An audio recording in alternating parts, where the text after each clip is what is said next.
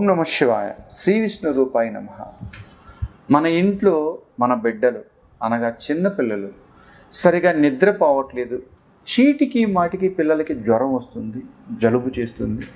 ఈరోజు ఉన్నట్టు రేపు ఉన్నట్లేదు, రేపు ఉన్నట్టు ఎల్లుండి ఉండట్లేదు అని మీకు అనిపిస్తే మీరేం చేయాలి అని అంటే, వాళ్ళకి రెండు ప్రాబ్లమ్స్ ఉంటాయి. ఫస్ట్ అయితే బాలగ్రహాలు ఉంటాయి. ఎన్ని హాస్పిటల్ తిప్పినా నయం అవ్వదు. అప్పుడు మీరు చీటాక్ అని ఉంటుంది. అది ఒక పసుపు కలర్ క్లాతులో మనకు చీటాకు కొంతమంది పెద్దవారు కడతారు. అది కట్టించుకొని వచ్చి వాళ్ళ మొలతాడు భాగంలో కడితే వాళ్ళకి క్లియర్ అయిపోతుంది. అలా కట్టినా కూడా వాళ్ళకి సరిగా ఉండట్లేదు గురువు గారు అని మీరు అనుకుంటే, మగపిల్లలకి కానైతే వాళ్ళ కుడి కాలుకి కుడి చేతికి నల్ల దారం కట్టండి. ఇది కడితే వాళ్ళ హెల్త్ స్థిరంగా ఉంటుంది, ఎలాంటి ప్రాబ్లమ్స్ ఉండవు. ఒకవేళ అది కట్టినా కూడా సరిగా లేకపోతే మీరు ఏం చేయాలి అంటే, వాళ్ళు ఏ మంచం మీద నిద్రిస్తారో, అంటే వాళ్ళకి ఏదన్నా మనం పడుకునే బెడ్ కావచ్చు, మంచం కావచ్చు, ఉయ్యల కావచ్చు, ఇంకేమైనా కావచ్చు. అలాంటప్పుడు మీరు ఏం చేస్తారు అంటే, ఒక నల్ల దారం తీసుకొని ఆ నల్ల దారానికి మీరు దేవుడి దగ్గర పెట్టి పూజ చేసి, ఇది కేవలం ఒక శనివారం మంగళవారం రోజు చేస్తే చాలా మంచిది. మిగతా వారాల్లో కూడా చేయొచ్చు, కానీ ఒక శనివారంకి ఒక మంగళవారంకి ఈ నల్ల దారానికి ఒక ప్రత్యేకత ఉంటుంది.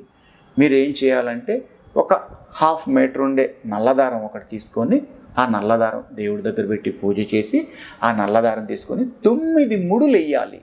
ఆ నల్లదారానికి 9 ముడులు వేసి వాళ్ళు ఏ బెడ్ మీద అయితే పడుకుంటూ ఉంటున్నారో ఆ బెడ్ అంటే ఆ కాలు భాగానికి దాన్ని అలా 3 చుట్లేసి ముడేయండి.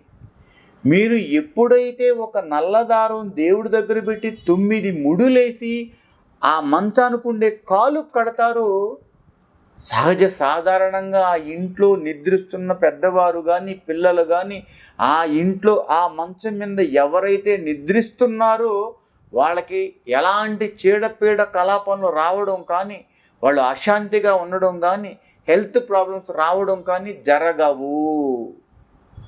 కేవలం మీ ఇంట్లో ఉన్న పిల్లలని ఆ ఇంటి తల్లిదండ్రులు రక్షించుకోవాలి.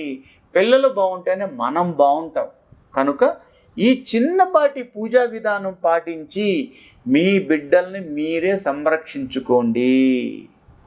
అలా కట్టిన తాడుని ఎప్పుడు తీయాలి గురువుగారు అని మీరంటే, అలా కట్టిన తాడు అంటే ఎగ్జాంపుల్ ఈరోజు కడితే ఈ రోజు నుంచి తర్వాత వచ్చే అమావాస్య అంటే మీరు 9 రోజులు యువతల పక్క అమావాస్య ఉంటే ఇప్పనవలసిన అవసరం లేదు.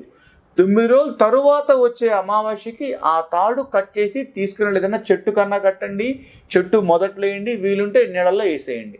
మళ్ళీ ఓ నల్లని దారం తీసుకొని దేవుడి దగ్గర పెట్టి పూజ చేసి 9 ముడులు వేసి మళ్ళీ ఆ మీరు పడుకున్న ఆ బెడ్ భాగానుకున్న మంచానికి ఆ కాలుకు కట్టండి.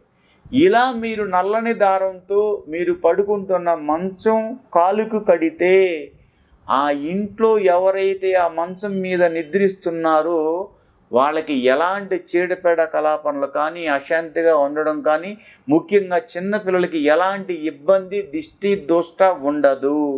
కనుక ఈ చిన్నపాటి పూజా విధానం పాటించి మీ బిడ్డల్ని మీరే సంరక్షించుకోండి. కృష్ణార్పణం.